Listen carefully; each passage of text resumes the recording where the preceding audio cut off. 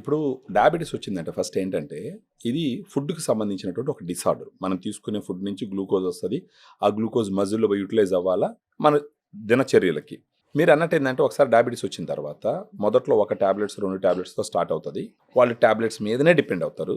అలా గడిచే కొద్దీ ఏమవుతుందంటే ఒక పీరియడ్ ఆఫ్ టైం వాళ్ళకి మజిల్ లాస్ స్టార్ట్ అవుతుంది. దాన్ని సార్కోపీనియా అంటారు, లేదా ప్రోగ్రెసివ్ మజిల్ లాస్ అంటారు. డయాబెటీస్ ఉన్నప్పుడు శరీరాన్ని క్షీణింపజేస్తుంది, తినేస్తుంది అది. ఇక్కడ మనం అర్థం చేసుకోవాల్సింది ఏంటంటే ఫస్ట్ శరీరంలో ఉన్నటువంటి షుగరు అది ఎక్కడ పోయి ఖర్చు అవుతుంది అని చూసినప్పుడు మన శరీరంలో షుగర్ పోయి మజిల్లో ఖర్చు అవ్వాలి. కండరాలు షుగర్ను తీసుకొని వాడుకొని మన రోజు చేసే పనులకి ఖర్చు చేస్తుంది. ఇప్పుడు ఒక పక్క డయాబెటీస్ ఉన్న వాళ్ళకి టాబ్లెట్స్ తీసుకుంటున్నారు, షుగర్ పెరుగుతుంది, మజిల్ లాస్ అవుతుంది. ఈ మజిల్ లాస్ అయినప్పుడు ఈ షుగర్ పోయి ఎక్కడ ఖర్చు అవ్వాలా? సో ఫస్ట్ డయాబెటీస్ వచ్చిన వాళ్ళు గుర్తించాల్సిన విషయం ఏంటంటే న్యాచురల్గానే ఈ షుగర్ తను బాడీ ఖర్చు పెట్టుకునే విధంగా చూడాలి. దానికి ప్రోటీన్ని ఫస్ట్ పారామీటర్గా తీసుకోవాలి. ఈ డయాబెటీస్ వచ్చిన వాళ్ళు తీసుకోవాల్సిన ఫుడ్ సీక్వెన్స్ ఏంటంటే ఫస్ట్ ప్రోటీన్ కన్సిడర్ చేయాలి, ఆ తర్వాత కార్బోహైడ్రేట్స్, ప్రోటీను, డైటరీ ఫైబరు, ఆ తర్వాత కార్బోహైడ్రేట్స్, ఫ్యాట్స్ ఈ క్రమంలో తీసుకోవాలి. ఇప్పుడు డయాగ్రామ్ ఏ విధంగా ఉపయోగపడుతుందంటే దాంట్లో 5 సోర్సెస్ ఆఫ్ ప్రోటీన్ ఉంటుంది. అది కాకుండా 100 గ్రామ్ పౌడర్కి 24 గ్రామ్స్ ప్రోటీన్ ఉంటుంది. ఈ ప్రోటీన్ ఫస్ట్ ఏం చేస్తుందంటే ఉదయాన్నే ఒకసారి బిఫోర్ బ్రేక్ఫాస్ట్ తీసుకోవాలా, ఈవినింగ్ ఒకసారి తీసుకోవాలా.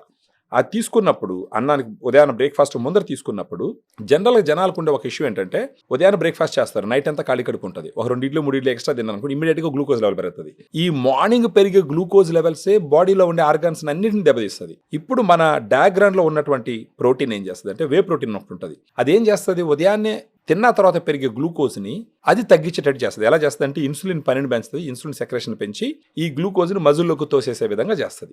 ఆ విధంగా పోస్ట్ ప్రాండియల్ గ్లూకోజ్ స్పైక్స్ పెరగకుండా ఉపయోగపడుతుంది. నెక్స్ట్ ఈ ప్రోటీన్ కడుపులో ఉండిందంటే ప్రోటీన్ గబక్కన డైజెస్ట్ అవ్వదు, దానికి కొంత టైం పడుతుంది, హార్డ్ మాలిక్యూల్ అది. సో ఈ విధంగా ఏం చేస్తుంది అంటే ఒక పక్క మజిల్ను కూడా పెంచుతుంది, ప్రోటీన్ కాబట్టి మజిల్ సింథసిస్ని కూడా పెరుగుతుంది. మజిల్ సింథసిస్ పెంచుతుంది, ఇమ్మీడియట్గా గ్లూకోజ్ పెరగకుండా కంట్రోల్ చేస్తుంది, ఎనర్జీని మెయింటైన్ చేస్తుంది, అన్నం ఎలాగంటే అలా తినకుండా కాపాడుతుంది. వీటన్నిటి ఫ్యాక్టర్స్ వల్ల దీంతో పాటు డైటరీ ఫైబర్ ఉంటుంది, ఐనోసిటాలు, తర్వాత ఎల్కానిటిన్, టారిన్, వైటమిన్స్, మినరల్స్ ఇవన్నీ కలిసి ఉంటాయి. సో ఇది ఏం చేస్తుంది అంటే మన బాడీకి న్యాచురల్గా షుగర్ని ఎదుర్కొనేటటువంటి ఒక శక్తిని ఇస్తుంది.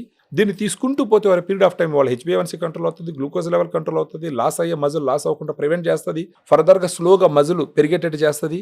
ఓవర్ పీరియడ్ ఆఫ్ టైము డాక్టర్లను కలిసినప్పుడు వీళ్ళకి గ్లూకోజ్ లెవెల్స్ కంట్రోల్లో ఉంటే డాక్టర్ని రిక్వెస్ట్ చేయొచ్చు, సార్ నా గ్లూకోజ్ లెవెల్స్ కొంచెం కంట్రోల్ ఉన్నాయి, నెంబర్ ఆఫ్ టాబ్లెట్స్ కానీ డోసెస్ కానీ తగ్గించని అడగచ్చు.